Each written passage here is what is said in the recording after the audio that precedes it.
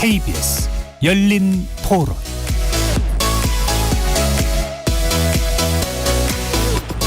안녕하십니까. KBS 열린 토론 배종찬입니다.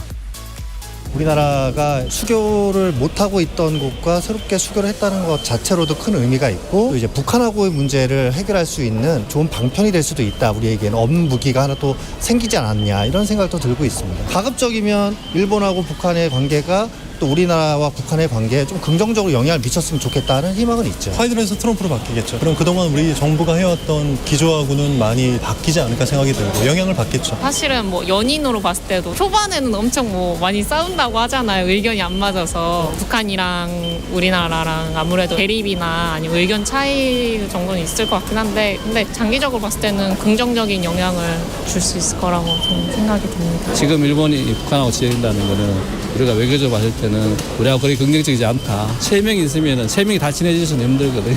트럼프가 뭐 이렇게 한국에 국방도 철수했다고 이랬던 적이 있었던 걸로 기억이 돼서, 만약에 그렇게 됐을 때는 좀 영향이 있지 않을까라는 생각을 하게 됩니다. 거리에서 만난 시민 여러분의 목소리 어떻게 들으셨는지요? 최근 북한의 움직임이 심상치 않습니다. 얼마 전 순항미사일 연쇄 도발에 이어 서해안에서는 임의로 해상 국경선을 그어 무력 대응에 나서겠다고 밝혔는데요. 남북 관계는 그야말로 악화일로입니다. 반대로 일본과는 정상회담 추진에 나서고 있는 모습인데요. 북한의 달라진 한반도 전략, 의미와 파장을 짚어보고요. 올해 치러질 미국 대선, 트럼프 전 대통령의 재선 가능성이 대두됨에 따라 세계 정세가 요동치고 있습니다. 한반도 정세 또한 변화가 예상되는데요. 두 분의 전문가 모시고 우리의 대응과 전략 분석해 보겠습니다. KBS 열린 토론 지금부터 출발합니다. 치열한 토론 속에서 더 나은 세상을 찾아갑니다. 올바른 세상을 만드는 첫걸음. 평일 저녁 7시 20분 KBS 열린 토론.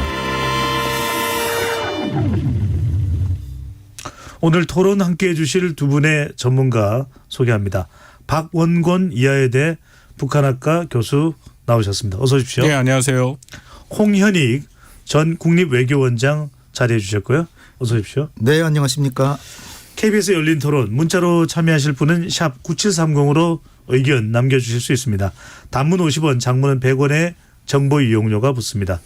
KBS 1라디오의 모든 프로그램은 유튜브에서도 함께 하실 수 있으니까 여러분들 많이 들어와서 함께 해 주시면 좋겠습니다.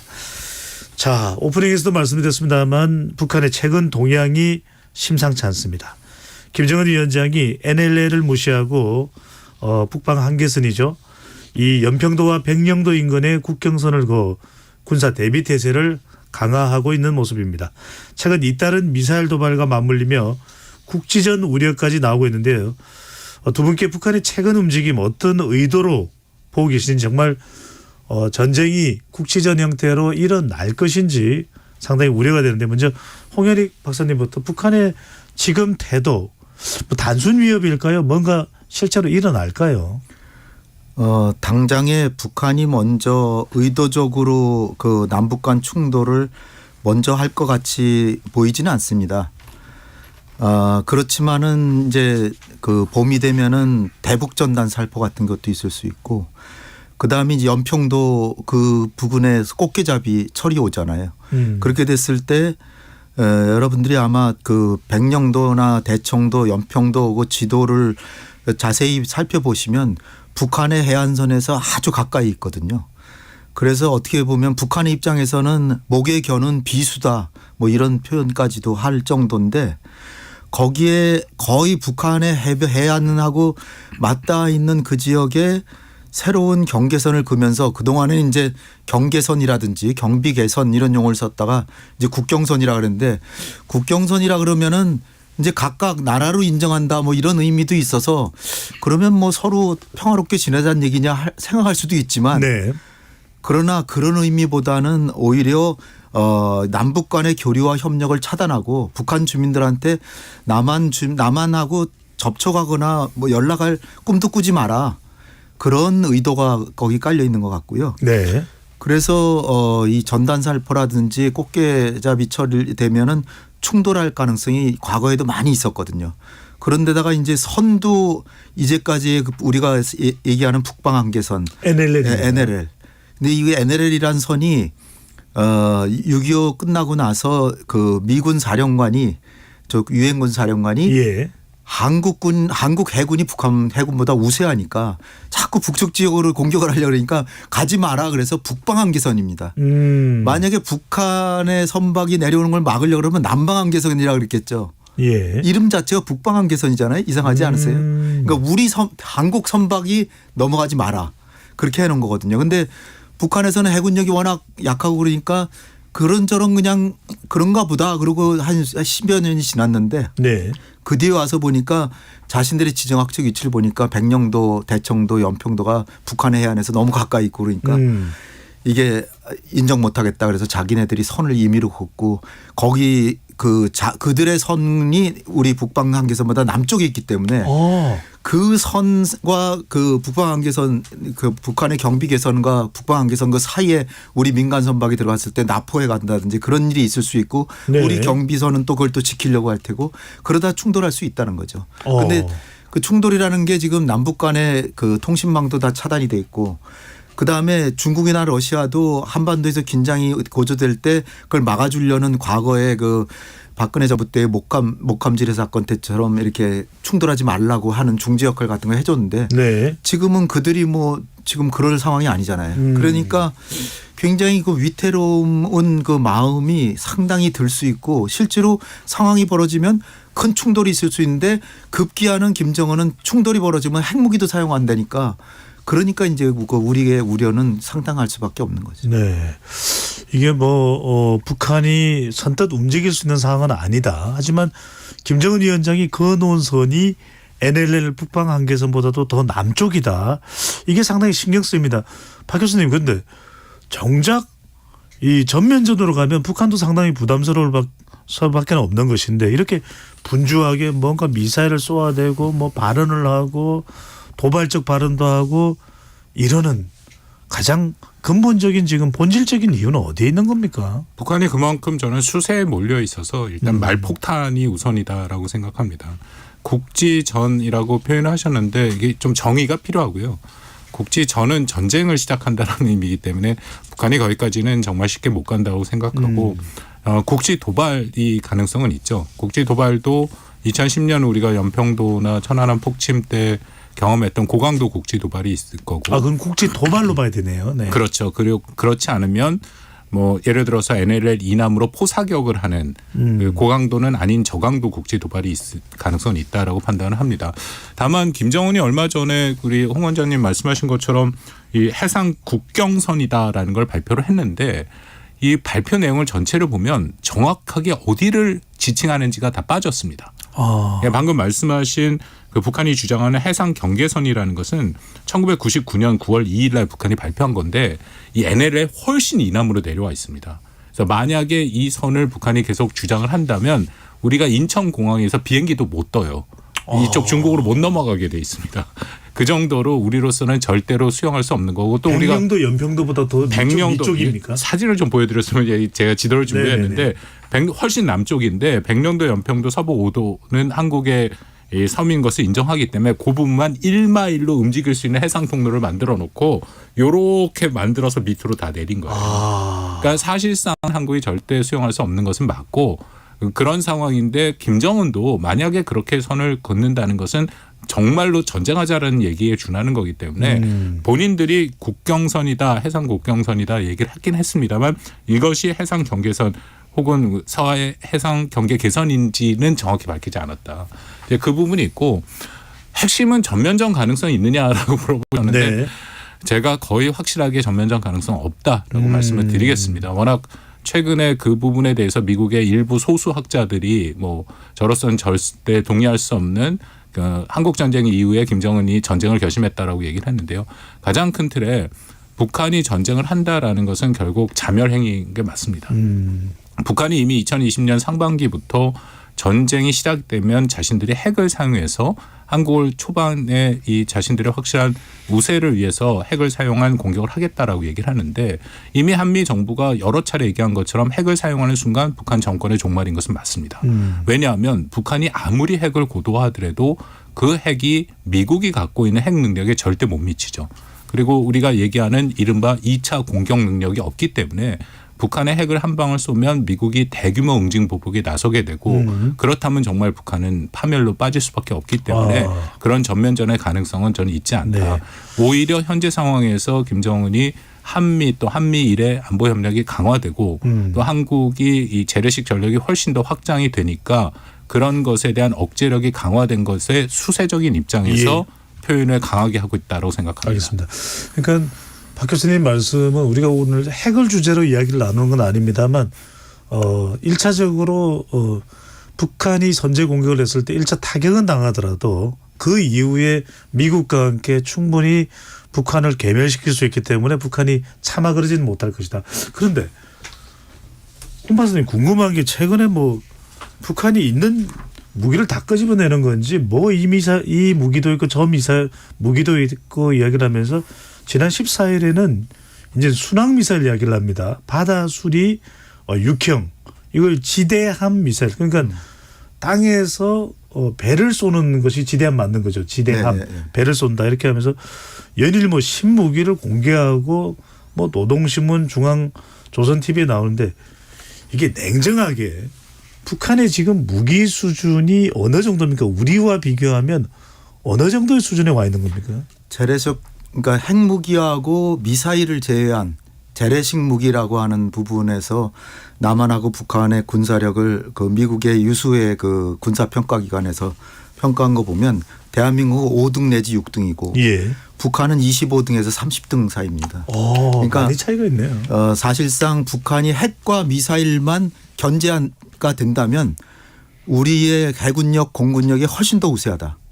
그게 이제 제일 잘 나타난 게 벌써 20몇 년 전에 1999년에 김대중 정부 때서 그 연평도 인근에서 남북 간의 충돌이 제1차 서해해전이라고 그러죠. 거기서 충돌했는데 우리 배가 훨씬 크고 강력하니까 가서 그냥 받아버리니까 거의 침몰해버리는 그러니까 상대가 안 되는 거죠. 숫자는 북한이 뭐 비행기도 더 많고 배도 더 숫자는 많을지 모르지만 이 그 능력이나 그 어떤 군사력을 보면 성능이 우리께 훨씬 더 우세하고 더 멀리 보고 탱크도 마찬가지입니다. 그래서 사실은 우리가 두려워할 거는 딱 몇 가지가 안 되는데 북한의 핵과 핵무기, 미사일, 그다음에 특수전부대 요 정도예요. 그런데 지금 이제 그러니까 김정은으로서는 이게 주한미 거기다 남한에는 주한미군까지 있잖아요. 근데 주한미군이 그 있는 데다가 그 재래식 군사력이 뒤지니까 김정은으로서는 또 그 아버지 김정일 김일성으로서는 야 이거 남한보다도 뒤진다 우리가. 그러니까 비대칭 전력으로 핵을 개발하지 않으면 이거는 우리 정권을 군사적으로도 유지할 수가 없겠구나. 그래서 핵을 개발한 거거든요. 그래서 개발했는데 그 북한의 핵 독트린 자체가 처음에는 뭐 미국의 적대시 정책 때문에 할 수 없이 우리가 자위적으로 핵을 개발했다 해서부터 시작해서 지금은 어디에 이르렀냐면 전쟁 초반부에 선제적으로까지도 핵으로 공격하겠다는 거예요. 그러니까 전쟁 지금 우리가 상식적으로 생각해서 전쟁이 나더라도 뭐 장사정포나 날라오고 그다음에 나중에 우리 국군이 휴전선을 넘어서 북측으로 진격할 때 그때쯤 김정은이 우리 핵을 가졌으니까 넘어오면 쏘겠다 이렇게 생각을 해왔는데 이미 작년 초부터 저 새로운 독트린이 나와서 이제는 전쟁 초기에 북한의 군사력이 상당히 소멸될 거를 방지하기 위해서 전쟁 초기에 핵으로 공격하겠다는 거예요. 근데 문제는 지금 이스라엘 같은 경우에도 그 하마스의 공격으로 1,300명 내지 1,400명이 죽었는데 거기에 대해서 이스라엘 공격으로 3만 명 정도가 죽었죠. 지금. 근데 이스라엘은 그렇게 강력하게 정말 임전무태의 정신으로 무자비하게 밀어붙이는데도 지금 괜찮잖아요. 왜 괜찮냐. 이스라엘은 핵이 있는데 하마스나 중동의 어느 나라에도 핵이 없잖아요. 우리는 우리가 핵이 없고 북한은 갖고 있고 전쟁 초기에 쓰겠다는 거예요. 근데 우리는 미국만 믿고 있는데 미국을 뒤를 돌아온 미국이 있습니까? 태평양상에 미국의 핵무기 자체가 없어요. 근데 우리는 그냥 미국의 말만 믿고 있는 거예요. 이건 뭐 뒤에 또 박사님 잠깐만요. 일본이나 괌에 핵이 없습니까? 거긴 저 핵무기를 실을 수 있는 그 항모라든지 뭐 이런 것들은 많이 있지만 실제적으로 지상에 핵무기를 배치해 가지고 여차하면은 북한이 남한에 핵으로 쏘면 바로 미국의 핵무기가 평양으로 날아간다는 보장이 전혀 없고요. 따라서 뒤에 뭐 본격적으로 얘기할 시간이 있겠습니다만은 저는 그 미국의 핵에 기대고 있다는 것이 상당히 지금 위험한 생각이다. 그리고 우리가 평화를 관리하고 어떻게든 지켜야 되는데 평화를 관리하거나 그럴 생각보다는 오히려 이스라엘처럼 핵무기를 우리가 가지고 북한이 핵무기가 없는 것처럼 강하게 밀어붙이는데 과연 그게 올바른 태도인가.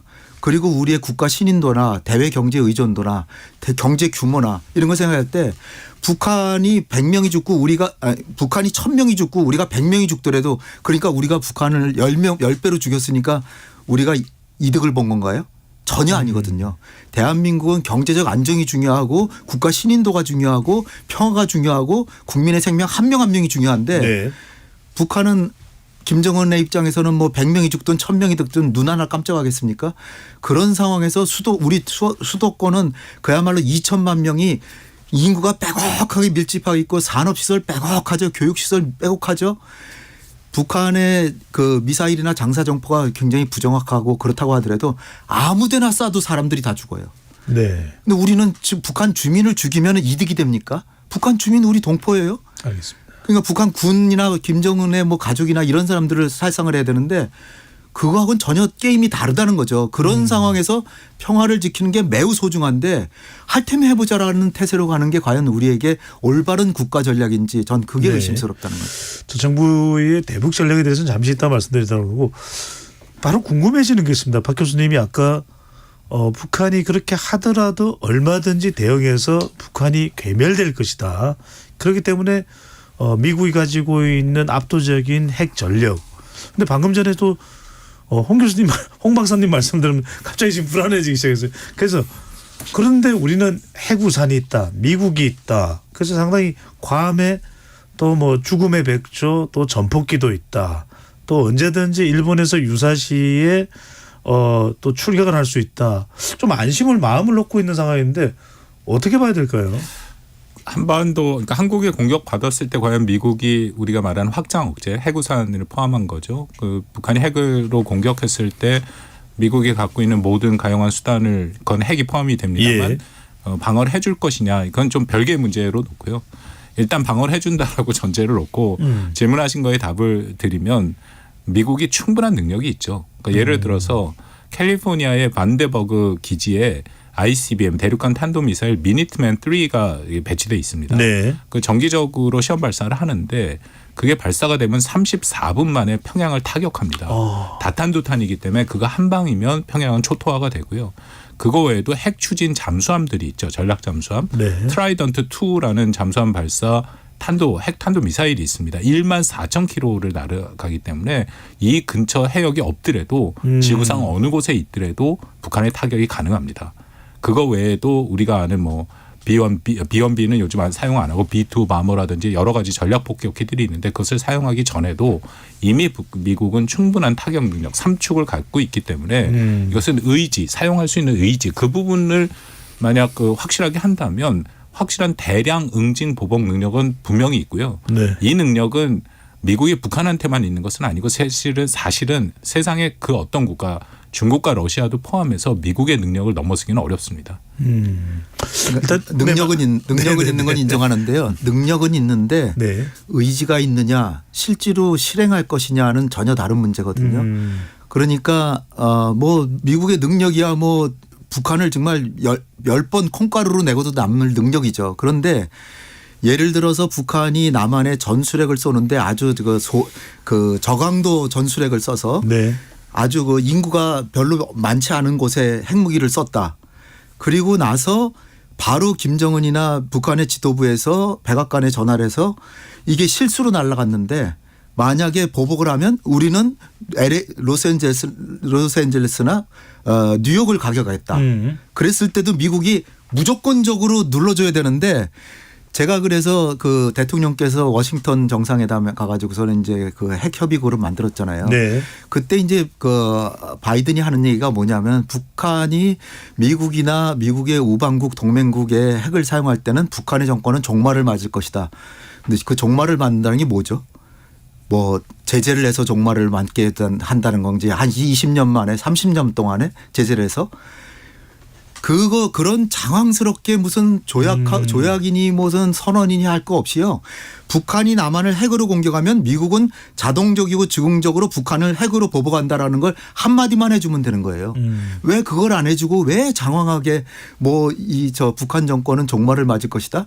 그것처럼 추상적인 말이 어디 있습니까? 네. 그러니까 지금 제가 그 불안하다는 것을 그 일종의 전문가로서 그 말씀을 드리는 이유는 우리 국민들이 미국이 핵우산을 씌워준다는 거에 있어서 지금 안심할 수 있어야 되는데 우리가 핵을 미국이 그렇게 핵우산을 씌워준다라고 계속해서 우리 정부도 얘기하고 미국도 얘기를 하잖아요.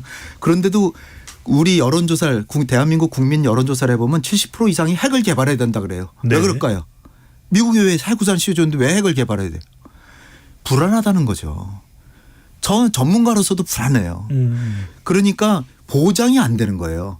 따라서 왜 그러냐면 미국은 초강대국으로서 북한이 핵으로 쓰면 우리는 핵으로 반드시 보복해준다. 딱 한마디만 하면 될 것을 알겠습니다. 빙빙 돌려서 자꾸 피하고 실제적으로 대한민국 최고의 안보 전문가 중 한 사람이 미국의 최고 전문가나 국방부 당국자들한테 물어보면 계속 대답을 회피하면서 한 10번을 물어보면 정말로 미안한데 이거는 어디 가서 얘기하지 마라 그러면서 사실은 재래식 군사력으로 굉장히 심하게 보복을 하지 핵으로는 안 할 것 같다. 이런 얘기를 실제로 하는 적도 있어요. 근데 최근의 일은 아니지만 따라서 미국의 핵우산을 그렇게 신뢰성 있다라고 하는 것은 물론 우리 국민들이 다 믿고 편안하게 일상생활을 하시면 좋겠지만 저로서는 믿기 어려운 상황입니다. 알겠습니다. 자, 그런 말씀드리지만 오늘이 핵과 관련된 이야기는 하자면은 뭐 한도 끝도 없어질 수 있어요. 요 정도로 마무리를 하고요. 그거는 이제 핵우산과 관련된 우리가 다음번에 또 한번 주제가 잡히면 하도록 하고 오늘은 좀 최근에 이 북한과 관련된 이슈 위주로 좀 줄여서 좁혀서 좀 여쭤보도록 하겠습니다. 박 교수님, 최근에 이제 주목했던 것이 우리가 이제 쿠바하고 수교를 했고 또 쿠바하고 수교하자 이른바 쿠바는 북한의 형제국이다 이렇게 이제 평가를 받는데 북한의 김여정 부부장 바로 김정은 위원장의 여동생입니다. 이 일본의 기시다 총리가 북한을 방문할 수도 있다, 방북할 수도 있다 이렇게 얘기했는데 이게 현실적으로 일어날 수 있는 일입니까? 그리고 지금 일본은 어떤 태도를 보이고 있는 겁니까? 김여정의 발언은 한국이 쿠바와 수교한 것에 대한 일종의 반응도 포함됐다고 생각합니다. 왜냐하면 김여정의 담화가 나온 시간이 밤 늦은 시간이었거든요. 한국이 공식적으로 쿠바와 함께 수교를 발표한 이후에 나온 거다. 그리고 말씀하신 것처럼 김여정의 담화를 보면 일본과의 대화의 가능성을 열었죠. 그런데 실질적으로 대화가 이루어질 거냐랑은 좀 또 별개의 문제라고 생각합니다. 왜냐하면 김여정의 담화에 이게 처음은 아니었고요. 이전에도 김여정이 비슷한 담화를 얘기했는데 일본과 대화를 할 수 있다라고 열어놓긴 했습니다만 두 가지 가장 핵심적인 전제 조건이 있다. 두 가지 의제에 대해서는 얘기 안 하는 조건으로 만날 수 있다 얘기하는데 그게 하나는 일본의 가장 중시하는 납치자 문제고 또 하나는 북한 핵 문제죠. 근데 역으로 일본의 입장에서는 그 두 가지 문제 때문에 특히 납치자 문제 때문에 일본이 지속적으로 또 적극적으로 김정은과 대화를 비롯해서 북한과 만나기를 원하는데 그 의제를 빼버리면 과연 기시다가 지금 지지율이 또 굉장히 낮고 사실 지지율 반전을 위해서 이런 제안을 하는 면도 없지 않아 있긴 합니다만 과연 일본 국내에서도 이것이 지지를 받을 수 있는 대화가 될 것이냐라는 것은 분명히 남아 있습니다. 그래서 그 대화라는 게 북한식 표현하면 순회 회동이 되는데 어젠다 이런 의제가 정해지지 않은 상태에서의 만남 자체가 그렇게 쉬워 보이지는 않습니다. 네, 일종의 김여정 부부장의 선전용 발언이라고 봐야 될까요? 뭐 북한의 입장에서는 제가 말씀드린 쿠바와의 연계성이 있는 게 쿠바와 이 한국이 수교한 것은 북한한테는 외교적으로 굉장히 큰 타격이거든요. 북한의 입장에서는 최근에 작년부터 러시아와의 관계를 밀접하게 가져가는 이유 중에 하나가 외교적 고립에서 탈피하겠다라는 그 의도가 있는데 쿠바와 한국이 수교하니까 다시금 외교적 고립에 빠질 수밖에 없는 그런 상황이고요. 이런 상황에서 자신들도 이 일본과의 대화의 가능성은 있다라는 거고 또 하나는 뭐 북한의 의도는 한미일이 워낙 그 강건하게 또 하나의 단일 대우로 북한에 대한 억제력을 강화하니까 이런 단일 대우를 흩으려고 하는 일종의 벽돌빼기식의 그런 제안도 동기에 포함되어 있다고 생각합니다. 네. 일반 국민들은 잘 모를 수 있습니다. 홍 박사님께 좀 여쭤보고 싶은 게 국립외교원장도 얘기를 하셨고 뭐 쿠바라는 나라가 어떤 나라길래 우리가 굉장히 지금 최근에 발표되는 내용을 보면 박진 전 외교부 장관도 이거 정말 이 아무도 모르게 이 수교를 이뤄냈다. 상당한 성과로 이렇게 설명을 합니다. 이 쿠바와 우리가 외교 관계를 맺는 게 북한과의 관계, 국제의 이 정치 지형적으로는 어떤 효과가 있다고 봐야 될까요? 쿠바란 나라는 잘 아시다시피 그 마이애미 제일 남다현에 있는 키웨스트라는 데를 가면은 거기서 이렇게 멀리 보면 보이는 정도로 가까이 있는 나라입니다. 미국 남단에서 최남단에서. 네. 그리고 쿠바란 나라는 본래 그 미국의 그 부자들이 휴양지로 즐기던 사실상 식민지처럼 그 있던 나라였는데 1959년에 피델 카스트로가 변호사였는데 사회주의 혁명을 해서 사회주의 국가가 됐죠. 그래서 이제 한국하고 이제 국교 관계가 끊어졌고 그래서 미국하고 근데 사실 카스트로가 공산주의자라기보다는 사회주의자인데 그래서 소련 같은 경우에는 카스트로한테 미국하고 잘 지내라고까지 할 정도였어요. 근데 미국이 케네디 정부에서 쿠바 정권을 무너뜨리기 위해서 쿠바 난민들을 훈련시켜 가지고 상륙작전 시켰다가 카스트로가 다 전멸시킨 적도 있습니다. 돼지만 사건이라고 피그만 사건이라고 유명한 사건이 있습니다. 네. 근데 그래서 그 쿠바란 나라가 공산권에 속하면서 소련이랑 친하고 비동맹의 맹주 역할을 했죠. 중국, 인도네시아, 쿠바, 인도 이런 나라들이 비동맹의 맹주였고 굉장히 중요한 나라죠. 미국 코앞에 있는데 사회주의 국가니까. 그런 상황에서 미국의 1959년부터 제재를 받았고 그런 상황에서 대한민국이 1980년대 말에 동구권 국가들하고 전부 그 공산권 해결해서 다 수교를 했잖아요. 헝가리부터 시작해서 폴란드, 체코 뭐 소련까지도 수교하고 중국하고 됐죠. 노태우 정부에서. 그런데 마지막 못한 게 쿠바였습니다. 그래서 피델 카스트로가 1986년에는 평양에 가서 김일성도 만나고 형제국이라고 조약을 맺어서 우리는 형제국이다라고 명기할 정도였어요. 그래서 쿠바하고의 우리의 인연은 김대중 정부 때 이미 그 미국이 수십 년 동안 1959년부터 가했던 제재를 매년 그 해제하라고 하는 유엔 결의안이 나와요. 거기에 우리 정부가 미국하고 친하지만 이례적으로 그 해제 결의안에 동의를 하기 시작합니다. 김대중 정부가. 그리고 그 다음에 수교 교섭을 하자고 해요. 근데도 뭐 쿠바에서는 꿈쩍도 안 했죠. 우린 북한하고 형제인데 너넨 쳐다보지도 않는다. 그리고 계속해서 지나오다가 그 박근혜 정부 때 그 당시 외교부 장관이었던 윤병세 장관이 쿠바를 방문해서 외교장관도 회담도 하고 김대중 정부부터 20몇 년간 지속적으로 쿠바하고의 수교를 위해서 노력을 한 거예요. 근데 마지막 결실이 지금 이루어진 건데 물론 그 윤석열 정부에서 노력도 했지만 그 정부 한 건 인정하지만 처음부터 시작한 거는 옛날부터 20몇 년 전부터 시작했다는 거죠. 근데 가장 중요한 거는 쿠바가 그렇다면 우리 외교가 성공해서 수교했다기보다는 쿠바 경제가 지금 너무너무나 어려워요. 매년 인플레가 40% 이상이고요. 네. 휘발유 하나 넣으려고 그 밤을 새워서 휘발유 하나 넣으려고 자동차에 휘발유 넣으려고 기다리기도 하고 그다음에 그 노인들 연금 가지고 계란 한 판을 못 산다는 거예요. 전형적인 사회주의 경제네요. 사회주의인데 너무나 물가는 오르고 에너지 부족하고 식량 부족하고 너무나도 어려워서 그나마 미국의 제재만 벗어나면은 살 수 있겠다 그러는데 한국하고 수교하면 뭔가 좀 생기는 게 있지 않을까 그래가지고 실용주의 외의 차원에서 우리랑 수교한 겁니다. 네. 그래서 그날 이제 우리가 수교를 발표했는데 그 발표 시점도 사실 우리 대통령께서 그 독일에 그 저 국빈 순방하신다고 했는데 그 4일 전에 우리가 취소를 했어요. 연기인지 취소인지 모르겠죠. 하여튼 일단 발표는 수년이라고 했습니다. 네, 수년 연기를 네. 하셨는데 4일 전에 국빈 방문을 연기했는데 그날 발표가 된 겁니다. 그러니까 야당 측에서는 이게 왜 같은 날 이런 발표가 나냐 이게 뭐 이런 얘기도 나오는데 네. 그거와 마찬가지로 김여정은 또 형제국이 남한하고 수교를 했으니까 쿠바는 북한하고만 수교한 시리아하고 쿠바만 남았어요. 우리 북한하고 수교를 했는데 우리가 수교 못한 나라는 이제 시리아밖에 없습니다. 그럴 정도로 쿠바가 상징성은 굉장하죠. 그러나 네. 제가 말씀드리고 싶은 거는 대한민국의 국가안보나 외교나 경제나 모든 걸 볼 때 중국이나 러시아하고의 관계가 중요한데 중국하고 러시아 관계를 잘하는 게 중요한데 쿠바하고 수교했다라고 우리가 뭐 경제적으로 뭐 이렇게 크게 나아지거나 뭐 엄청난 득이 있는 건 아니거든요. 상징적인 의미지. 근데 상징적인 의미는 크지만 그리고 축하할 일이고 하지만 이거를 너무 그렇게 외교적 성과로 얘기하는 거는 과거에 김대중 정부부터 시작한 일이다. 네, 알겠습니다.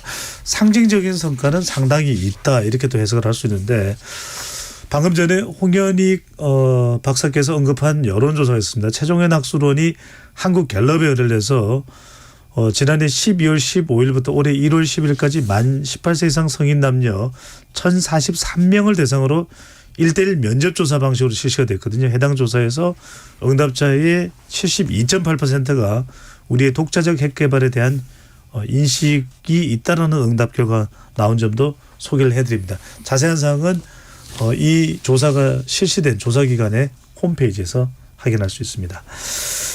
자, 제가 거기에 대해서 잠깐만 말씀을 제가 그 내용을 말씀하시죠. 아는데요. 네. 그 조사상의 문제가 저는 분명히 있어 보입니다. 이 조사를 말씀하시는 거예요? 그 조사를 네. 포함해서. 왜냐하면 설문을 하는 게 1:1 면접조사 설문이 어떻게 나가냐면요. 일단은 한국이 독자 핵무장을 했을 때 오는 엄청난 불이익이 있습니다. 사실 한국 경제가 감당할 수 없는 수준의 불이익. 북한이 제재받는 식으로 우리가 제재를 받을 가능성이 굉장히 높아져요. 그거 외에도 한미동맹을 훼손할 수 있는 여러 가지 문제들이 있다라는 불이익에 대해서 설명이 없는 상황에서 그 문항이 아마 이렇게 돼 있을 겁니다. 한국이 핵무장을 하면 불이익이 있습니다. 그래도 한국이 핵무장이 필요한가요? 라는 질문입니다. 네. 그러니까 구체적인 내용이 없기 때문에 그런 숫자가 나오는 거고요. 또 그걸 한 번 더 제가 분석을 해봤는데 70% 이상의 그 한국의 독자 핵무장을 거기에 대해서 긍정적인 반응을 보이는 분들이 동시에 한미 동맹이 매우 굳건하다라는 것에 동시 대답이 나옵니다. 그렇다면은 이것을 우리가 어떻게 해석해야 될까에 대한 고민이 필요하다고 생각합니다. 네, 알겠습니다. 또 한편으로는 그만큼 우리가 북한이 핵을 가지고 있으니까 우리도 가지면 안 되느냐라는 것이 현실적으로는 손쉽게 이루어질 수 있는 상황은 아니다라는 것도 다시 한번 확인하게 되는데 박 교수님께 계속 여쭤보겠습니다.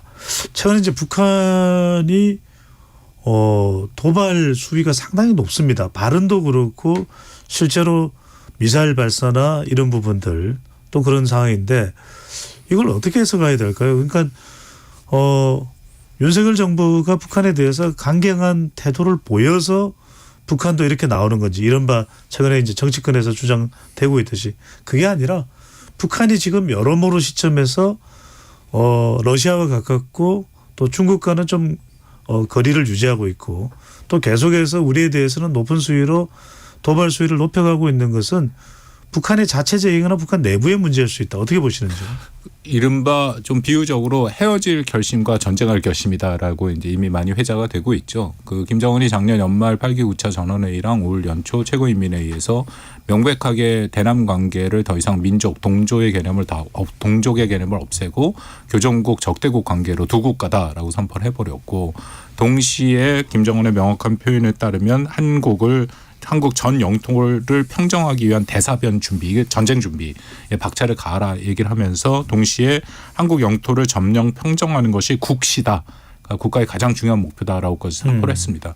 결론부터 말씀드리면 저는 이게 북한의 자기 방어적 패배 선언이다라고 생각합니다. 왜냐하면 물론 북한이 이런 노선을 변경하는 거에는 하루아침에 되는 것은 아니고요.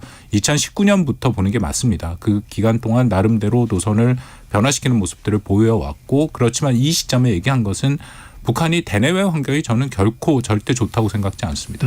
일단은 경제 문제는 뭐 김정은이 연말 연초회의에서 장황하게 얘기를 했는데 그것을 조금만 관심 있게 보면 스스로 굉장히 어렵다라는 것을 인정한 거고요. 보다 노골적으로 얘기한 것은 북한의 지방 경제가 사실상 무너졌다. 그러면서 지방에 제대로 된 생필품이 공급되지 않는다라면서 질책하면서 지방 경제를 살리겠다는 얘기를 하고 있고 또 북한이 2025년 말까지 김정은 스스로가 5개년 경제개발 계획에 따라 1.4배 경제를 이전보다는 발전시키기로 했는데 그 가능성이 없습니다. 이것은 통계상으로도 2021년, 22년 다 역성장을 했기 때문에 두 자리 숫자 이상의 성장을 작년 올해 하지 않은 한 불가능한 목표. 그러니까 이런 것들이 실질적으로 김정은에게는 굉장히 큰 부담이 되고 있다라는 것이고요. 외부 환경도 겉으로 보이면 북한과 러시아의 관계가 굉장히 밀접한 것은 그렇게 연출되고 있고 네. 사실상 서로 간의 교류 협력과 물자가 오가는 것도 확인이 됩니다. 다만 그러면 중국과의 관계가 애매해지고 있어요. 그러니까 이 부분이 왜 그럴까요? 그 중국의 입장에서는 북한과 러시아가 밀착하는 것이 결코 편하지 않죠. 중국은 우크라이나의 전쟁에 대해서 늘 항상 자신들이 비당사자, 비개입자라고 얘기를 하고 있습니다. 왜냐하면 미국과의 전략적 경쟁을 하고 있는 이 상황에서 유럽의 국가들이 훨씬 중국의 입장에서는 더 중요하거든요. 근데 유럽의 안보를 직접 위협하는 러시아의 우크라이나 전쟁을 중국이 거기에 대해서 그런 직접적인 입장을 밝힐 수 없다라는 거. 군사적 지원은 전혀 안 하고 있습니다. 그런데 북한과 러시아가 지원을 하고 있는 것에 대해서 거리를 둘 수밖에 없는 상황이고 올해가 북한의 입장에선 중국, 러시아 둘 다 75주년, 국교 75주년인데 푸틴은 분명히 방북할 가능성이 높습니다만 시진핑, 김정은 사이의 회동은 전혀 얘기가 되고 있지 않은 그런 상황들, 그런 것들이 결코 우호적인 환경은 아니다라는 판단이 있다라는 거죠. 그렇기 때문에 오히려 이런 상황에서 한국을 명백한 주적으로 개념화하고 그래서 나름대로 북한 내부의 사상 이완을 막으면서 체제를 유지하기 위한 이제 그런 일종의 고육지책이다라고 판단합니다. 네. 러시아와 지금 현재 가까운 상태인 것이 북한에는 더 많은 이런저런 이익이 될 수 있다. 이런 이유에서 중국보다는 더 가까운 양상으로도 볼 수가 있겠네요. 현재로서는 북한의 입장에서는 사실상 러시아 특수를 누리고 있는 건 맞는데요. 이게 지속성이 있을지 여부에 대해서는 북한 스스로도 의문시할 겁니다. 예를 들어 우크라이나 전쟁이 뭐 대선에 어떻게 될지 모르겠습니다만 얼마 전에 푸틴이 그 인터뷰한 거에 또 보면은 정전의 그 가능성이 있지 않습니까? 그럴 이후에 만약 정전이 된다면 전쟁이 휴전이 되던 어떻게 그 상황 이유가 된다면 여전히 과연 러시아가 북한의 이 정도의 밀착 행보를 보일 것이냐. 그들의 역사를 보면 결코 그렇지 않거든요. 편의에 의한 결합이라는 걸 북한 스스로가 잘 알고 있죠. 알겠습니다. 홍 박사님 이거 어떻게 봐야 될까요? 그러니까 지금 북한의 태도가 북한이 아주 도발적이고 호전적인 걸 북한 내부의 문제 또 북한이 뭐 우리의 상황이 어떻든 간에 그들의 문제로 인해서 어쩔 수 없는 상황으로 봐야 되나요? 아니면은 정치권에서 많이 공방이 되는 대로 말 그대로 우리가 좀 더 평화적으로 대화를 통해서 북한과 또는 미국이 또 북한과 이런 관계 설정이 안 되기 때문에 북한이 더 이런다고 봐야 될까요? 뒤에 말씀하신 부분은 하나의 그 상황이 된다라고는 보여지는데 그게 주목적은 그 주요 원인은 아니라고 보여지고요. 가장 중요한 거는 김정은이 자기가 책정한 대전략 노선이 지금 상당한 시련에 부딪혀서 새로운 환경에 적응하기 위해서 선택한 새로운 국가전략 기조고요. 아하. 그것은 그 배경을 보면 한없는 자부심과 한없는 두려움 이 두 가지에서 비롯된 거라고 봅니다. 하나의 자부심은 뭐냐? 핵을 개발했다는 자부심. 미국이라고 하는 초강대국이 그렇게 강력하게 압박하고 제재를 가했지만 결국 나는 핵을 개발했다. 그리고 외교적으로 중국하고 러시아하고 지금 굉장히 상당히 양호한 관계를 갖고 있다라는 데서 있는 그 자부심이 있죠. 근데 두려움은 뭐냐? 아버지 할아버지까지 해서 3대에 걸쳐서 통치를 해왔는데 남한보다 우수한 경제에서부터 시작해서 지금 남한 경제의 30분의 1로 추락한 그런 상황에서 문재인 대통령이나 과거에 남북 화해협력하는 정부하고의 교류협력을 할 때 보면은 자칫하면 남한의 민주주의와 그 경제적 풍요에 그냥 휩싸여 버릴 듯한 그 두려움, 그 한없는 두려움. 거기다가 1970년만 해도 남북한 생활 수준이 비슷했는데 지금 30배가 경제적 격차가 나니까 김정은으로서는 남북한 간의 관계를 절대적으로 차단하는 것이 내 정권을 영원히 유지하는 데는 반드시 필요하다라는 각오를 하고요. 그런 의미에서 아버지와 할아버지의 통일 노선까지도 다 취소해버리고 내 아버지나 할아버지가 바라는 게 바로 나의 정권 연장이라는 거를 그걸 가지고 정권을 연장하기 위해서는 남한하고 완전히 적대적으로 나가야 된다. 그래서 군부에게도 그 적대감을 가지고 군사적으로 강화를 하고 네. 그다음에 남한에 대해서도 핵으로 공격하겠다는 거 아니에요. 근데 남한이 동포라 그러면 동포한테 핵을 쓰는 게 말이 됩니까? 따라서 저거는 동포가 아니라 남이다. 우리는 전혀 다른 남남이다. 라고 해야 자기의 그 논리적 모순성이 해소가 되는 겁니다. 그러니까 핵으로 공격할 수 있는 여지를 마련할 수도 있고 그리고 남한하고의 관계를 완전히 차단함으로써 남한을 고립시키고 일본하고는 외교를 트고 미국하고는 여차하면 조건이 맞으면 타협하거나 핵을 동결 정도 하고 군축회담을 하거나 하지만 남한은 결국은 경쟁 상대다. 그럼으로써 나의 정권은 계속 간다. 이러한 전략적 계산이 있는 거죠. 홍 박사님 근데 말씀 도중에 궁금해서 지금 우리가 시간이 없으니까 짧게 좀 답변해 주시면 좋을 것 같은데 근데 2018년하고 비교해보면 문재인 정부 때하고 비교하면 왜 이렇게 김정은 위원장이 달라진 걸까요?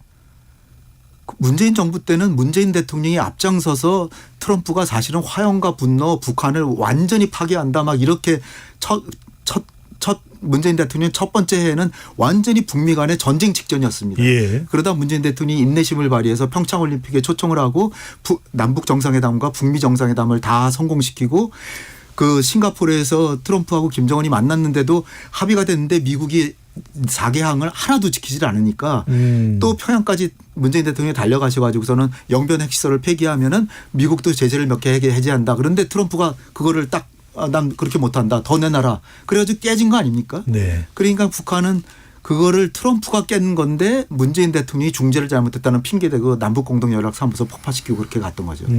김정은의 생각은 다른 거 아무것도 없습니다. 정권을 계속 유지해야 되는데 정권을 유지하기 위해서는 남한을 희생양으로 삼든 했는데 미국을 희생양으로 삼기엔 미국은 덩치가 너무 크고 자기의 생사가 달려있는 나라이기 때문에 알겠습니다. 미국을 직접 비난해야 마땅하지만 예. 남한한테 화풀이를 한 거죠.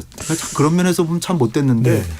지금 윤석열 정부는 그러니까 아예 그냥 강력하게 나가는데 강력하게 나가니까 김정은은 속편하게 그래 그럼 적대적으로 가자. 그렇다면 나의 정권은 더 강력해진다. 알겠습니다. 이렇게 나갑니다. 홍 박사님 말씀 듣고 보니까 2018년에 그 평화 상태가 지속되기가 또 어려웠던 것 아니었었나 싶은 생각이 들기도 하고요. 자, 더 자세한 구체적인 내용은 2부에서 짚어보도록 하겠습니다. 토론이 진행되는 동안 청취자분들께서 의견 많이 보내주셨는데요. 정희진 문자캐스터. 네, 지금까지 청취자 여러분이 보내주신 문자들 소개합니다. 뒤늦은 정찬님, 요즘 북한 분위기 심상치 않은 것 같습니다. 이러다 전쟁 나는 거 아닐지 불안하네요. 가용한 범위에서 정보 수집하고 모든 가능성에 대비해야 한다고 봅니다. 3486님, 통일이 가능한가요? 북한이 최근에 보여준 행동을 보면 우리가 품고 통일해야 할 한민족이 아닌 주적이라는 게 드러나는 셈입니다. 이제 각자 도생해야죠. 보라돌이님, 처음 만난 사람과 대화를 시작하는 것도 어색한데 껄끄러운 관계 속에서 만남을 지속하고 대화를 통해 신뢰를 쌓는 것은 엄청난 노력과 인내가 필요합니다. 국민의 안전과 재산 보호가 목적이라면 최소한의 외교와 대화는 해야 하지 않을까요? 8741님, 단근과 채찍을 적절히 써야죠. 극단적인 한쪽의 방법으로는 극단적인 결과를 낳을 수밖에 없습니다. 5977님, 북한은 가면 갈수록 세계에서 고립되어가는 존재 같습니다. 북한 정권 세습의 몰락이 가속화되는 것 같아요. 7475님, 홍현익 박사님 말씀에 공감합니다. 미국 군사력은 세계 최강이지만 절대 미국만 바라보고 믿고 있어서는 안 됩니다. 전쟁이란 변수가 너무 많으니까요. 우리 스스로의 국방력도 꾸준히 길러야 합니다 해주셨고요. 아바나 모히또님, 쿠바에 한 달 정도 여행한 적 있는데 생각보다 한류 문화가 깊숙이 자리 잡고 있어서 놀랐어요. BTS, 블랙핑크에 열광하는 쿠바 젊은 친구들을 보며 우리 한국 문화의 힘을 확인했던 것 같아요. 이번 수교로 양국이 더 활발한 교류를 이어나가길 기대하고 또 이를 통해 북한이 크게 깨닫는 게 있으면 좋겠습니다 라고 보내주셨네요. 네, KBS 열린 토론. 이 시간은 영상으로도 생중계하고 있습니다. 유튜브에 들어가셔서 KBS 일라디오 또는 KBS 열린 토론을 검색하시면 지금 바로 토론하는 모습 보실 수 있습니다. 방송을 듣고 계신 여러분이 시민 논객입니다. 계속해서 청취자 여러분들의 날카로운 시선과 의견 보내주세요. 지금까지 문자캐스터 정희진이었습니다.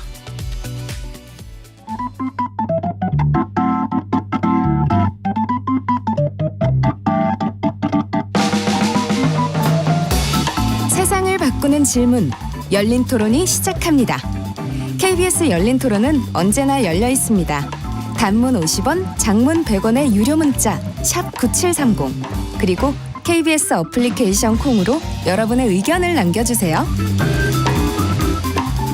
KBS 열린 토론 2부 이어가겠습니다.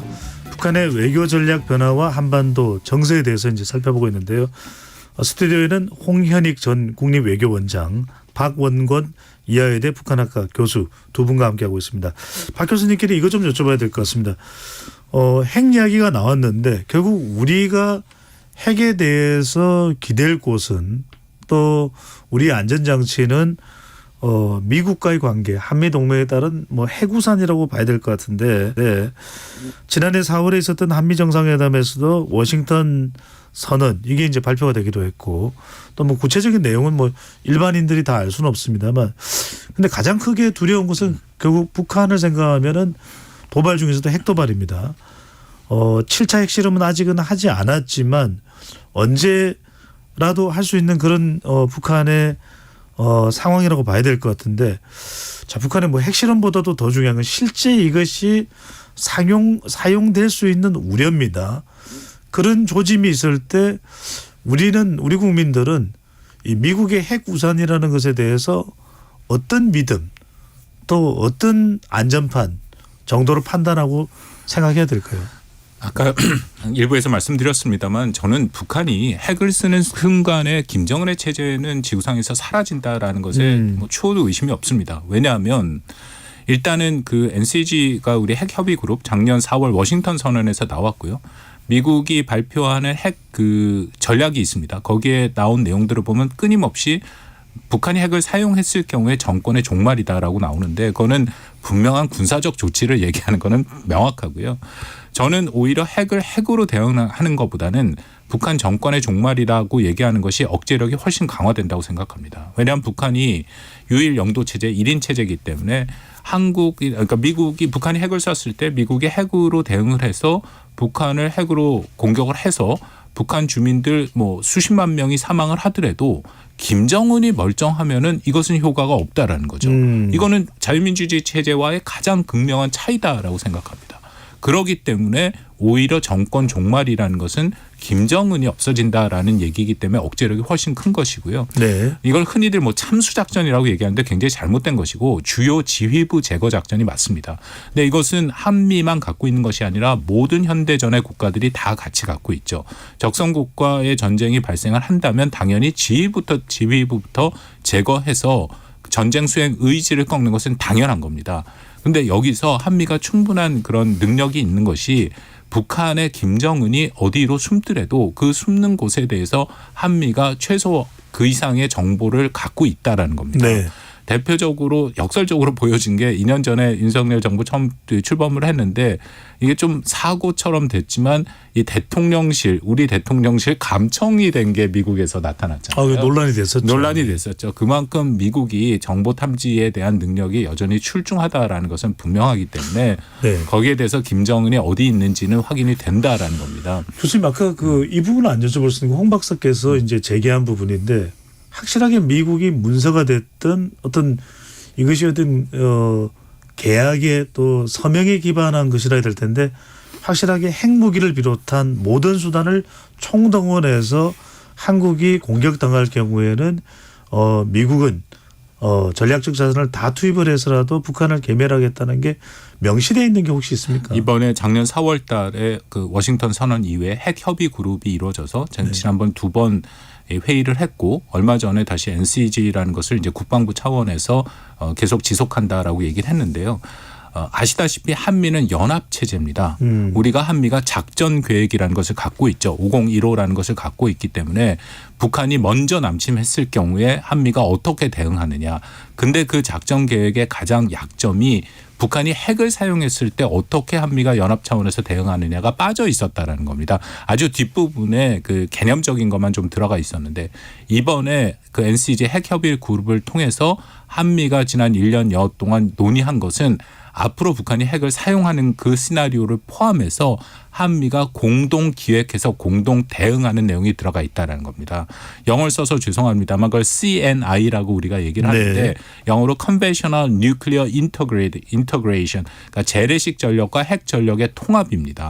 한국이 갖고 있는 3축을 대표하는 재래식 전력과 미국이 핵 전력을 통합해서 구체적인 북한에 쓰는 미사일과 핵미사일에 대한 시나리오에 따라서 우리가 맞춤형 억제를 한다라는 것이 공동 기획에 들어가 있는데요. 이거보다 더 높은 수준의 제도화는 있을 수가 없습니다. 그러니까 한미가 공동으로 군사적으로 기획해서 대응을 한다. 대통령도 직접 얘기했고 정부에서 발표한 게 상반기에 그것을 확정하고 하반기에 훈련까지 한다. 우리가 UFS 을지 프리덤 그 방패 작전을 하는데 거기에 직접 이 시나리오를 도입해서 한미가 연합으로 훈련을 한다. 그럼 전쟁이 나오면 전쟁이라는 것은 그냥 되는 것이 아니라 이런 훈련과 작전 계획에 따라 수행이 됩니다. 한미가 연합 체제를 유지한 상태에서 작전 계획에 따라서 북한 핵에 대해서 이렇게 공동 대응을 하는 것까지 다 나왔는데 이거를 미국이 안 한다? 있을 수 없는 일이죠. 네, 알겠습니다. 홍 박사님 그러면은 핵무기 이야기를 한번 해보자고요. 자체적으로 하지 않아는 우리 국민들의 감성적 판단은 높을 수 있지만 독립 독자적으로 우리가 핵무기를 보유하기는 쉽지 않은 것이고 북한의 핵 도발은 우려되고 우리가 그럼 이걸 좀 불식시킬 수 있는 이 우리를 불식시킬 수 있는 방법은 뭐가 있을까요? 예, 제 방법은 다른 게 아니라 1991년까지 한국에 배치하고 있었던 전술 핵무기를 한시적 조건부로 재배치하는 겁니다. 그러니까 제가 지금 두려움을 갖고 있는 거는 북한이 그 긴장의 수위가 점진적으로 한 단계 올라가서 북한이 이제 핵으로 구두로 핵 위협을 하고 실제로 사용할 것이 분명해지는 순간까지가 꽤 여러 시간이 걸리거나 여러 날이 걸리면 미국의 핵 잠수함이 이쪽으로 뭐 온다든지 해가지고서는 딱 준비해 놓을 수도 있지만 그 불시에 갑자기 긴장이 고조되고 또 김정은은 지금 뭐 선제 공격까지도 가능하다고 하고 그다음에 뭐 지휘부가 재래식 공격을 당해도 자동으로 핵무기가 날아가고 북한이 원하면 날아가고 한마디로 한 5가지 조건이 있는데 그 5가지 조건이란 게 북한 지도부가 원하면 언제든지 쏠 수 있다는 거예요. 그런데 지금 가장 저한테 설득력 있는 거는 재래식 군사력으로 남한이 주한미군이 없더라도 남한의 군사력이 더 우세하니까 전쟁 초반에 북한군이 괴멸되는 것을 막기 위해서 초반에 사용한다는 거예요. 그러면은 북한이 핵으로 먼저 선제 공격을 했을 때 우리만 핵 공격을 맞아버리고 미국은 야, 너 북한 그거 쐈는데 그거 사고로 쏜 거야? 그냥 그 의도적으로 쏜 거야? 그러면 내가 보복할 거야. 아니면 김정은이 먼저 연락을 해서 이 핵폭탄이 날아갔는데 남한이 먼저 이런 공격을 해서 방어 차원에서 한 거니까 더 이상 확전할 마음은 없다. 그 대신에 미국이 만약에 우리에게 보복을 한다면 그 다음엔 서울에다가 핵을 쏘겠다. 이래도 미국이 쏠 수 있을까요? 저는 못 쏜다고 봅니다. 그러니까 1958년부터 1991년까지 그 수십 년 동안 대한민국에 핵무기가 있습니다. 전술핵. 네, 전술 핵무기. 네. 1960년대 말에는 950기까지 있었어요. 그것이 1991년에 미국하고 소련 간에 핵 합의가 있었고 그리고 골바초프하고 당시에 아버지 부시 대통령. 그래서 아버지 부시 대통령이 전 세계에 있는 전술핵을 다 철수시켜요. 그런 바람에 한국에서 전술핵이 철수하게 된 겁니다. 91년이면 그때네요. 91년. 네. 그래서 한반도 비핵화 선언도 다 그래서 한 거고요. 다 위에서 이렇게 큰 나라들이 움직이니까 한반도 비핵화 선언도 된 건데 문제는 뭐냐면은 남북한 간에 한반도 비핵화 선언을 했잖아요. 그런데 우리는 그거를 수십 년 동안 지켜왔는데 북한은 완전히 깨고 핵무기를 수십 개를 개발해서 배치하고 선제 공격까지 하겠다는데 대한민국은 핵무기가 한 개도 없어요. 아시아 전체에 한 개가 없어요. 그런데 우리는 미국의 핵우산을 철석까지 믿고 북한은 선제 공격까지 한다 그러는데 남한의 핵무기가 없어도 되겠습니까? 그래서 홍 박사님께서는 전술핵이 좀 좋은 우리의 대책일 수 있고 대응 수단일 수 있다. 이 부분에 대해서 박 교수님 어떻게 보시는지요? 수단의 문제라고 생각하는데 뭐 예를 들어서 저위력 핵무기 사실 미국이 상당 부분 도태해서 지금 남아 있는 게 많지는 않습니다. 한 200기 정도 있는 걸로 알려져 있고 지금 100기는 유럽에 배치가 돼 있고 한국에 갖다 놓자라는 의견이 있는데 저는 그것도 글쎄 그만큼의 효용성이 있을까? 왜요? 왜냐하면 일단은 여기에 배치해 놓으면 어디에 배치해 놓습니까? 미군 부대? 미군 부대에 과연 그것이 들어간다면 또 그것이 결정적으로 북한의 제1의 타격 목표가 될 것이고 그렇지 않을 경우에 미군 부대에 넣는다 하더라도 인근에 있는 한국의 그 도시들이 과연 그것을 수용할 수 있을까라는 문제도 있는 거고요. 그리고 군사기술적으로 말씀을 드리면 결국은 그것을 갖다 놓더라도 과연 그것을 사용하는데 한국이 얼마만큼 사용하는 결정 과정에서 미국과 협의가 되느냐. 설사 있더라도 그냥 미국 혼자서 그것을 최종적으로 결정하게 되고 모든 과정이 미국에 통제된다면 그것이 여기 있는 이유가 반감이 되겠죠. 그래서 저는 그것보다 훨씬 중요한 것은 아까 말씀드린 것처럼 한미가 연합체제에서 얼마만큼 작전 계획과 공동 기획에 밀접하게 이것을 제도화해 놓느냐. 그것이 수단보다 훨씬 중요하다고 생각합니다. 알겠습니다.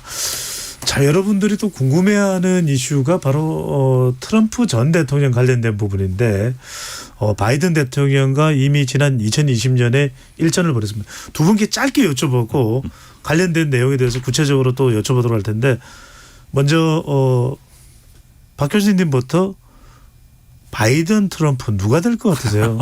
아니 어디까지는 개인 판단입니다. 그 질문은 아직도 8개월 이상 남았고요. 제가 2016년에 흑역사를 쓴 경험이 있어서 매우 조심스러운데 아직 변수가 많이 남아 있다고 생각을 합니다. 그래도요.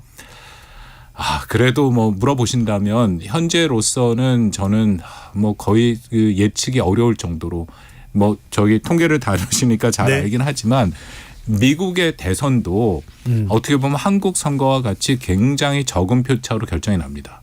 미국이 선거인단 제도라 해서 간접 선거긴 하지만 실질적으로는 이른바 스윙 스테이트라고 불리는 핵심 경합주 6개, 7개에서 각 주마다 15,000표 그 정도로 결정이 나기 때문에 그 당시 상황에서 어떻게 바람이 부느냐. 알겠습니다. 그거에 따라 결정된다고 생각합니다. 시간이 많지 않아서 일단 심상치 않다. 트럼프 가능성도 상당히 열려있는 것으로 일단은 봐야 될 것 같은데 홍 박사님은요?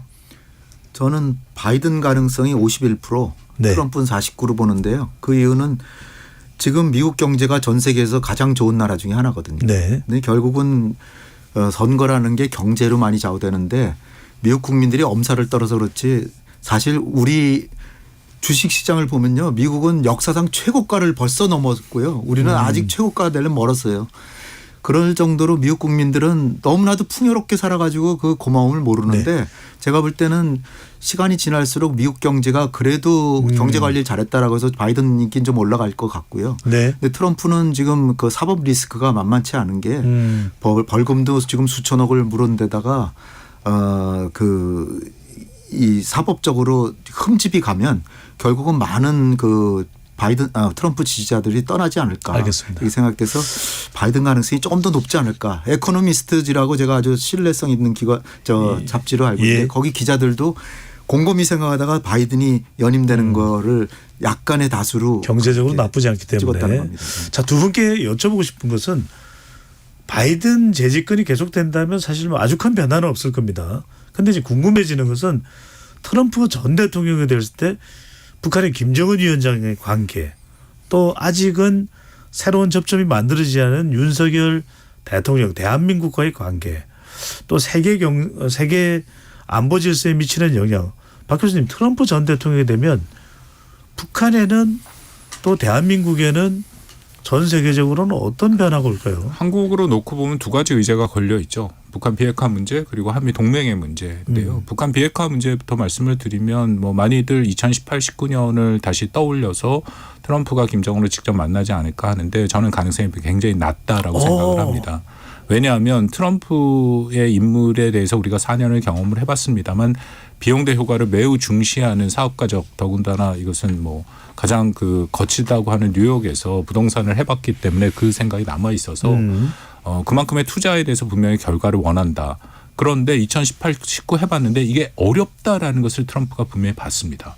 18년 싱가포르 했다가 엄청나게 미국 내에서 비판받고 2019년 하노이를 깼더니 오히려 칭송을 받는, 그리고 결론적으로 북한 비핵화에 대한 조치는 이루어지지 못한 그런 경험이 있기 때문에 본인이 거기에 시간과 노력을 들일 가능성이 굉장히 낮고요.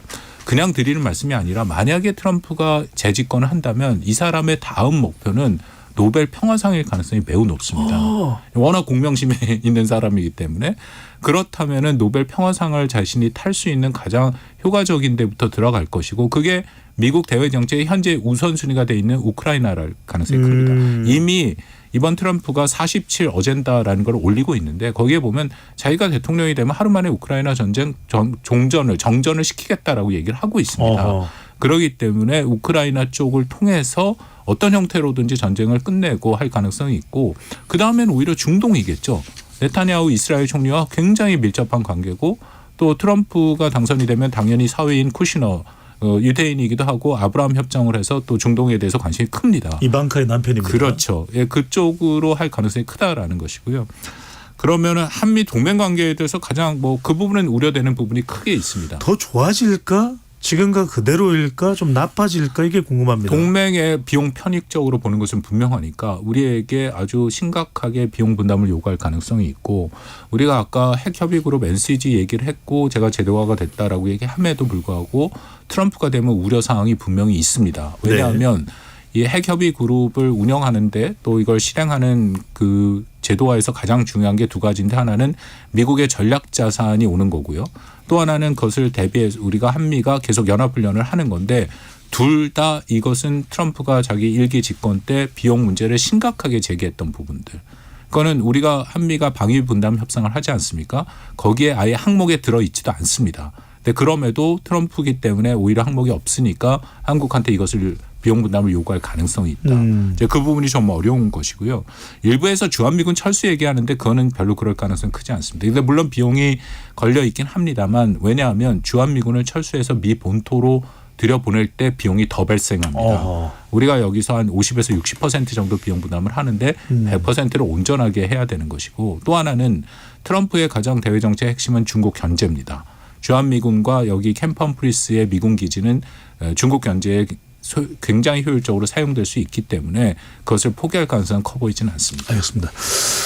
홍 박사님, 근데 궁금해하는 것은 우리 대한민국과의 관계도 그렇지만 김정은 위원장하고 다시 트럼프 전 대통령이 재집권을 한다면 정말 이번에는 뉴욕으로 불러서 워싱턴으로 불러서 또 햄버거를 제대로 먹느냐 이 이야기부터 나와서 자칫 그렇게 되면은 우리와 미국과의 관계, 한미 동맹이 트럼프 재집권 시에는 좀 멍한 상태가 될 수도 있다라는 그런 또 전망도 있습니다. 그런데 여기에 대해서 이제 KBS와의 대담에서 윤석열 대통령은 미국은 기본적인 외교 기조가 있는 국가이기 때문에 특별하게 달라질 건 없지 않느냐라는 설명도 한 것 같은데, 트럼프 전 대통령이 재집권한다면 북한과의 관계, 김정은 위원장과의 관계는 어떻게 될 것 같습니까? 문제는 기본적으로 생각하는 것 자체를 우리의 국가 전략에서부터 다시 생각해 봐야 되는 겁니다. 이를테면 기시다하고 지금 김정은하고 만난다. 그거를 우리가 부정적으로 봐야 될까요? 부정적으로 보는 이유는 북한하고의 적대 관계만을 생각하니까 그렇게 하는 것이고요. 우리 대한민국의 국가 목표는 한반도의 북핵 문제를 해결해서 평화를 회복하고 정착시키고 남북 간의 교류 협력을 해서 평화 통일의 기반을 다지고 평화 통일로 가는 것입니다. 네. 그럼 지금 거기서 너무나 멀리 계속 가고 있어요. 근데 기시다하고 그나마 김정은하고 만난다면 우리 정부가 그걸 거꾸로 후원을 해가지고 만나게 하고 우리 정부도 그걸 디딤돌로 삼아서 남북 간의 관계를 트고 이런 식으로 생각해야 되는데, 윤석열 정부가 지금까지 해온 기조대로 생각을 하면 트럼프가 김정은을 만난다 그러면 아니 김정은을 지금 억압하고 압박하고 제재를 해야지 왜 만나, 이거 반대한다든지 그런 식으로 생각하기가 십상해요. 아주 냉전적 사고방식으로 지금 대외 전략을 하니까요. 그러니까 우리의 국가 전략은 한반도의 평화 회복, 그리고 북핵 문제 해결, 그다음에 남북 간의 교류 협력 회복, 그다음에 호혜적인 그 남북 경협, 평화 통일 기반 조성, 이런 식으로 가야 되는데 서로 대결하고 억지만 하면은 평화가 될 것 같은데 억지와 함께 북한의 도발을 관리해주고 북한이 설사 도발한다 그래도 남한을 겨냥하지 말고 일본을 겨냥한다든지 미국을 겨냥한다든지 하게 만드는 게 우리의 국가 전략인데 네. 미국하고 일본한테 겨냥하던 그 총뿌리를 내 가족인데 왜 그쪽을 겨눠 나랑 싸우지. 이런 식으로 저한테는 보이는 거예요. 따라서 아주 슬기롭게 외교를 해야 되는데 트럼프가 김정은한테 핵 제안을 해서 교섭을 한다. 그러면은 미국하고 북미 간의 핵 교섭이 되는 거를 개화로 남북 간에도 대화를 하고 북핵 문제를 해결하고 육자회담을 해서 평화체제를 수립한다든지 또 남북 간의 교류협력을 해서 개성공단을 다시 한다든지 이런 식으로 생각을 해야 되는데 그런 식은 완전히 다 틀어막고 북한에 대해서는 대립과 제재와 압박을만 생각하고 하니까 우리한테 도전이라고 생각하는데요. 또 하나의 도전은 뭐냐면 트럼프가 남한에 대해서 그 과거에 했던 것처럼 방위비 분담금을 뭐 5배로 올려달라. 여기에 대해서는 뚜렷한 대답이 있습니다. 이거 역시 마찬가지인데요. 우리의 국가 전략에 있어서 명확하게 기준을 세우고 미국에 대해서 생각을 해보면 지금 남한의 재래식 군사력이 북한보다 우세하다고 했잖아요. 제가. 네. 그렇다면 주한미군이 지금 28,500명이 너무나 많이 있는 거예요. 우리에게 지금 부족한 거는 핵억지력이 부족하고요. 주한미군 병사 28,500명이 필요한 게 아닙니다. 따라서 만약에 트럼프가 돼가지고 방위비 분담금을 몇 배로 올려달라고 하면 우리 정부는 단호하게 그거 잘 됐다. 그렇다면은 전시작전권을 전환하고 우리의 자각 능력을 기르면서 전시작전권을 전환해서 대한민국 국가안보는 우리 군이 한다는 걸 확고히 하면서 전술핵의 한시적 조건부 재배치를 요구하고요. 그러고 나서 그 전술핵 재배치에 대해서는 일정 부분은 우리가 약간의 비용 부담을 할 수 있겠다. 네. 그렇지만 만약 그거를 그리고 주한미군의 병력은 28,500명인데 10,000명이나 18,000명이면 철수해도 좋다. 당신들이 그렇게 돈이 많이 든다 그러면 철수시켜라. 아까 박원봉 박사님도 지적하셨지만 주한미군을 한국에 유지하는 것이 미국으로 철수하는 것보다 훨씬 돈이 한국에 유지하는 게 싸거든요. 네. 그러니까 트럼프는 그러면 내가 방위 분담금 없던 얘기로 할게. 또는 그렇다면은 전자권은 전환시켜주고 전술핵 재배치하고 그러면 방위 분담금을 그 대신에 조금 올려달라. 그 정도로 알겠습니다. 타협한다 그러면 국가안보도 되고 미국에게도 당당한 모습을 보이고 대한민국의 군이 그야말로 국가안보도 하고 저는 꼭 먹고 알 먹고라고 생각해요. 네. 근데 지난 정부 때도 문재인 정부 때도 제가 이걸 건의를 했는데 그 당시에도 한미 관계가 너무나 이게 중요하고 하니까 이게 굉장히 과감한 제안이잖아요. 네, 정리를 해 주시죠. 네. 그 미군 10,000명 축소 그리고 방위 분담금은 동결 이거 제안을 쉽게 못 하더라고요. 네. 자, 오늘 이제 두 분은 대한민국이 내놓으라는 전문가입니다만 일단은 두 분의 또 주관적 판단에 의해서 설명을 드리니까 이 점도 우리 청취자분들께서 참고를 해 주시면 좋겠습니다. 자, 제가 일부러 시간을 우리 홍 박사님께 더 많이 드리는 건 내용도 말씀을 하셔서 그대로 그냥 또 말씀을 들었는데 자, 남은 시간은 박웅경 교수께서 한 1분 한 30초 정도 1분 내로 드릴 수 있을 겁니다. 1분 정도 우리의 이 윤석열 정부의 대북 전략 어떻게 하는 것이 가장 현명한 대처 방안이 될 수 있을까요? 현재 상황에서는 억제 국면이 작동할 수밖에 없다라고 생각을 합니다. 저도 우리 홍 원장님 말씀에 동의하는 부분이 분명히 있습니다. 왜냐하면 북한 핵 문제만을 놓고 본다면 이게 단순하게 억제만으로 되는 것은 아니거든요. 그러니까 두 가지의 밀고 당기기가 다 있어야 되는 것은 분명합니다. 억제와 단념도 하기 위한 조치도 필요하지만 동시에 이 대화와 외교도 있어야 된다. 이제 그런 면에서는 대화와 외교의 노력이 보다 훨씬 더 지금보다는 좀 적극적으로 이루어질 필요가 있고요. 더불어서 트럼프 변수는 분명히 존재합니다. 거기에 대해서 앞으로 어떤 현상이 나타날 것인가에 대해서 미국과의 여러 가지 가능성을 대비한 그런 방법도 필요하고요. 하나 더 말씀을 드리면 중국과의 관계도 저는 중요하다고 생각합니다. 그래서 아마 3월 1일 그 3.1절 경축사의 발악기는 윤 대통령이 굳건한 한미 동맹을 유지한 상황에서 중국과도 지금보다는 더 적극적인 어떤 대화와 알겠습니다. 관계 개선 노력이 필요하다라는 메시지가 포함됐으면 하는 바람이 있습니다. 네. 결국 가장 중요한 것은 어떤 외교도 가장 우선적인 것은 우리 국익 또 우리 국민들의 이익이 아닌가 생각이 됩니다. KBS 열린 토론 이것으로 모두 마무리하겠습니다. 두 분 말씀 잘 들었습니다. 감사합니다. 지금까지 KBS 열린 토론 배종찬이었습니다.